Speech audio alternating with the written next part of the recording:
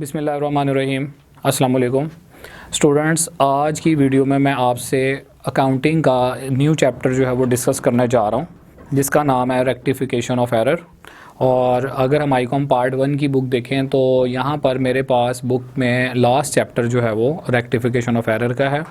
Before starting the questions of this chapter मैं आपको जो है वो थोड़ा सा बेसिक का आइडिया दूंगा और उसके बाद फिर इंशाल्लाह हम इसके क्वेश्चंस का बाकायदा आगाज़ करेंगे।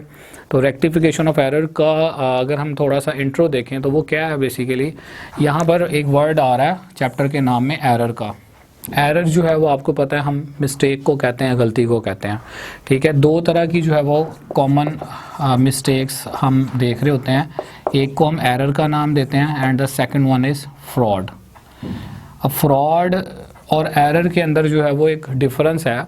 बेसिकली हम फ्रॉड उस गलती को कहते हैं जो जानबूझकर हो, इंटेंशनली जो मिस्टेक करते हैं उसे फ्रॉड कहा जाता है। और जो अनइंटेंशनली मिस्टेक होती है, जो हम अनजाने में हमारे से हो जाती है, जो जानबूझकर नहीं होती, उस गलती को जो है ना वो एरर कहा जाता है। इस चैप्टर के अंदर होगा क्या, हम ये पढ़ते हैं कि अकाउंटेंट्स जो हैं, जो बुक कीपर्स हैं, या फिर जब रिकॉर्डिंग कर रहे होते हैं अकाउंटिंग की ट्रांजेक्शन्स की, बिज़नेस की ट्रांजेक्शन्स की, तो उनसे जो है वो ह्यूमन एरर हो सकता है, इंसानी गलती हो सकती है। उनसे रिकॉर्डिंग करते हुए जो है वो अमाउंट की मिस्टेक हो सकती है, अकाउंट गलत लिखा जा सकता है, अमाउंट कम या ज़्यादा लिखी जा सकती है, कॉन्सेप्ट की गलती हो सकती है। तो किसी भी तरह की मिस्टेक जो है वो एक्सपेक्ट की जा सकती है। ठीक है, लेकिन हम यहाँ पर ये एज्यूम करके चलते हैं कि जो अकाउंटेंट्स हैं या जो बुक कीपर्स हैं, जब वो रिकॉर्डिंग कर रहे हैं तो वो जानबूझकर गलती नहीं कर रहे, यानी कि वो फ्रॉड नहीं कर रहे, बल्कि अनजाने में उनसे जो है वो गलती हो रही है, जिसको हम एरर का नाम दे रहे हैं। ठीक है, तो एरर का जो वर्ड है वो बेसिकली अनइंटेंशनल मिस्टेक के लिए यूज़ होता है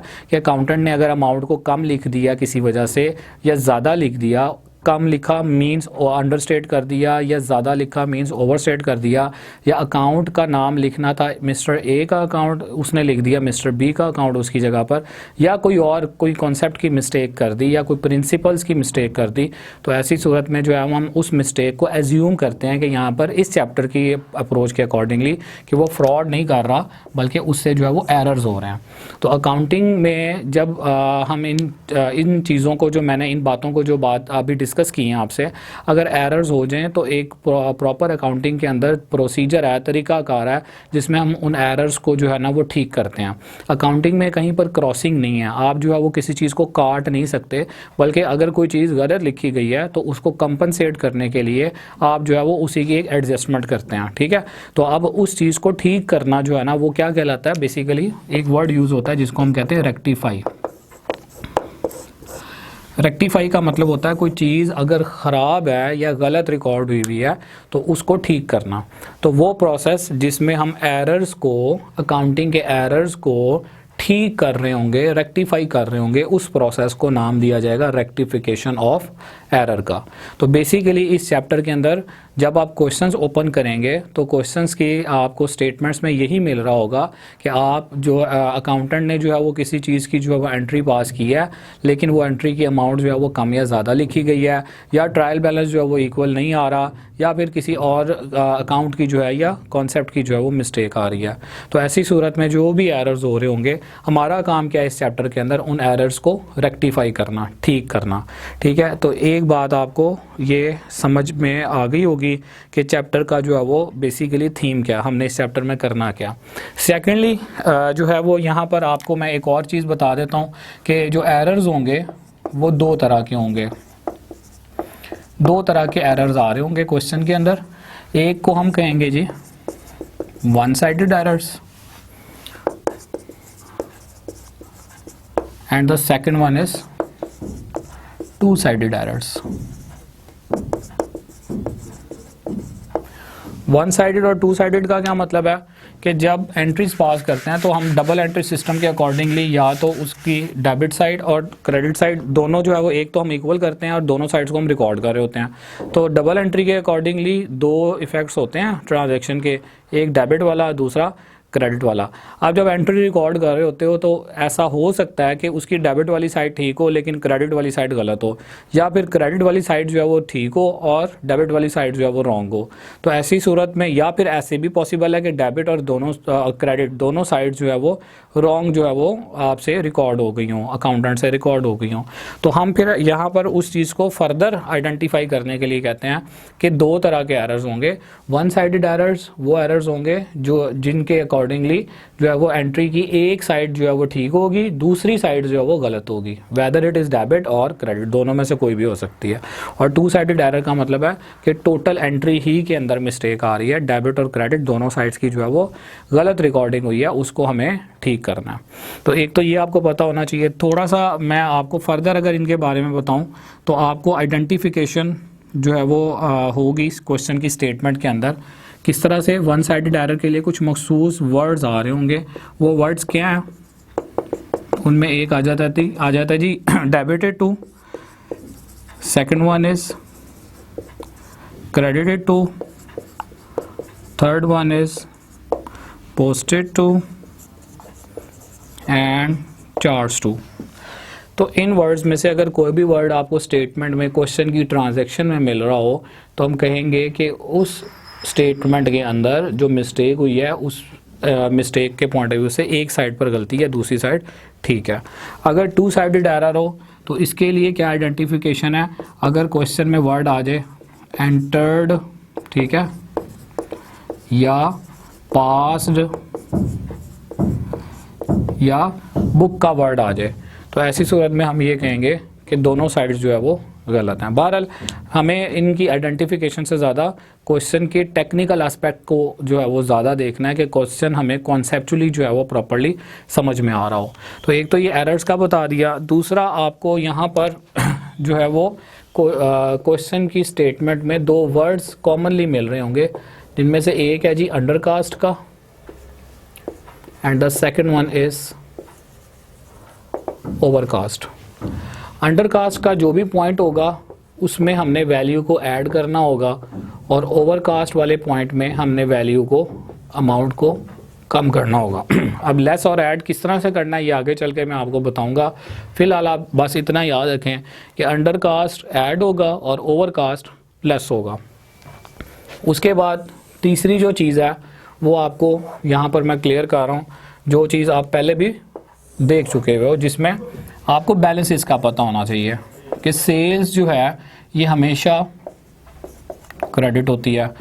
इसी तरह से अगर हम बात करें सेल्स रिटर्न की, क्योंकि ये मैं बैलेंसेस इसके इसलिए यहाँ पर लिख रहा हूँ कि क्वेश्चन के अंदर सेल और परचेज के बहुत ज़्यादा पॉइंट्स आएंगे, तो आपको इनके नॉर्मल बैलेंसेस का जो है वो पता होना चाहिए।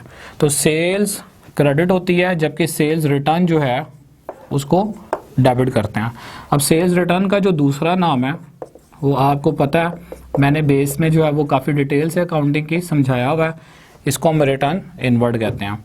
तो सेल्स रिटर्न का जो नॉर्मल बैलेंस होता है वो डेबिट होता है। इसी तरह से क्वेश्चन में जो परचेजेस के पॉइंट्स आएंगे तो आप जानते हैं, लेकिन फिर भी मैं यहाँ पर लिख रहा हूँ कि परचेजेस जो है वो हमेशा डेबिट होती है।